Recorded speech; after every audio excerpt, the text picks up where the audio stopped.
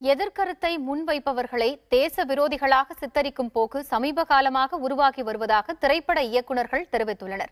குண்டர் சட்டத்தில் கைது செய்யப்பட்ட மே 17 இயக்கத்தின் ஒருங்கிணைப்பாளர் திருமுருகன் காந்தியை விடுதலை செய்ய வேண்டும் என்றும் அவர்கள் வலியுறுத்தியுள்ளனர். மக்களுக்காக குரல் கொடுக்கும் ஒருவரை, அந்த தோழர்களை அவர்கள் குரல்களை பிடிப்பதுதான் ஜனநாயகமா? மெரினாவில் போராட்டம் நடத்துவதற்கு அனுமதி இல்லை, தவிர நினைவு நடத்துவதற்கு அனுமதி இல்லை அப்படின்னு. ஏன்னா எல்லாருமே டெய்லி எம்ஜிஆர் சமாதியில் அவர் நினைவுகள் கூடுறாங்க, முதலமைச்சர் ஜெயலலிதாவோட சமாதியில் கூடுறாங்க.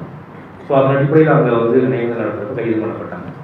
பட் அங்கே எந்த விதமான வன்முறை நடக்காத குண்டர் சட்டம் ஆயிருக்கு அப்படிங்கிறது ரொம்ப ஆச்சரியமாக இருக்குது. ஒரு யூனியன் பிரதேசத்தோட கேவலமாக இருக்கு.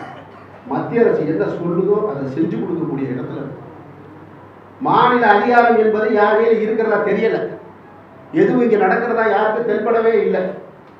அதுதான் இன்றைய கேடுகட்ட நிலைமையா இருக்கு.